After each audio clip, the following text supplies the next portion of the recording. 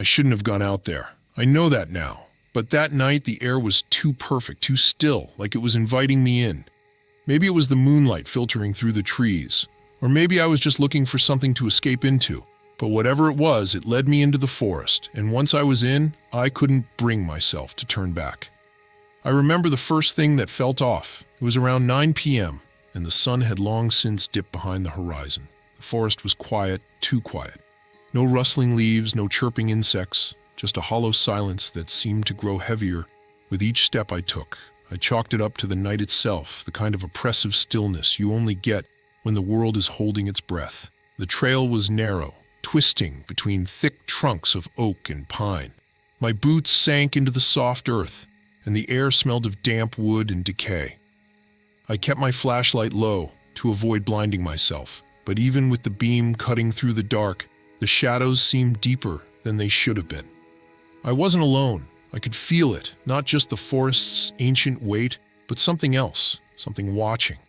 I paused, trying to shake off the sensation. Maybe it was just the isolation, my mind running wild with the darkness.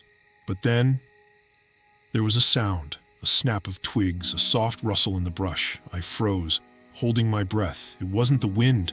This was deliberate. Something moving just out of sight, something pacing me, staying just far enough to remain hidden. My heart started to race. I told myself it was an animal, maybe a deer or a raccoon. But deep down, I knew better. It was too calculated, too purposeful. I quickened my pace, hoping to outrun whatever it was, but the sounds followed, always just behind me, never too far. I reached a clearing. The moon was brighter here, the trees thinning out into an open patch of grass. I stood still, listening. The silence returned, only it wasn't the calm stillness of before. It felt thick, like the air itself was waiting. That's when I heard it, a whisper of movement from the edge of the clearing, soft like fabric brushing against skin. The hairs on the back of my neck stood up, and I turned, expecting to see something. But there was nothing. Just the trees swaying in the wind, the shadows clinging to the undergrowth. Still, I felt it, those eyes on me, like invisible fingers tracing my spine. I swallowed hard, trying to steady my breath. I wanted to call out, to demand whatever it was to show itself, but I couldn't. My throat felt tight.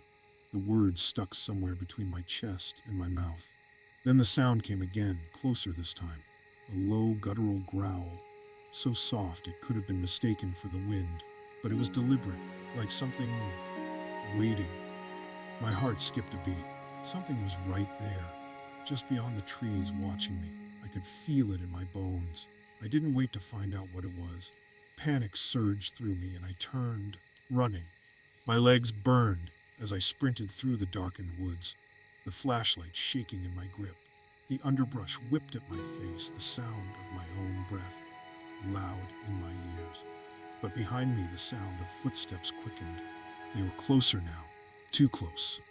A crack of branches, right to my left. I glanced, expecting to see something, anything.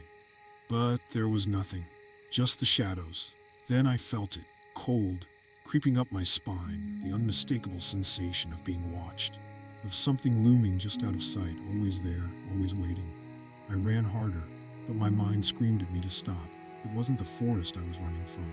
It was the creature, the thing that never showed itself, that haunted the edges of my vision, that stalked me from the unseen depths of the forest. I didn't dare look behind me again. All I could do was focus on the path ahead, the trembling beam of my flashlight darting between trees. And then, just as I thought I might break through to the road ahead, I heard it. A scream, a sound so primal, so piercing, it made the hairs on my arms stand straight. It wasn't an animal. It wasn't a person. It was something worse, a sound that rattled the very air around me, a scream of pain and fury and hunger all rolled into one. It echoed through the woods, bouncing off the trees, vibrating through my chest. And then, silence. I didn't stop running until I hit the road. My legs felt like jelly, my lungs on fire. But I didn't care. I couldn't look back. The thing was still there, deep in the woods, still watching, still waiting. I promised myself that night, with the taste of fear still thick in my mouth. that I would never return.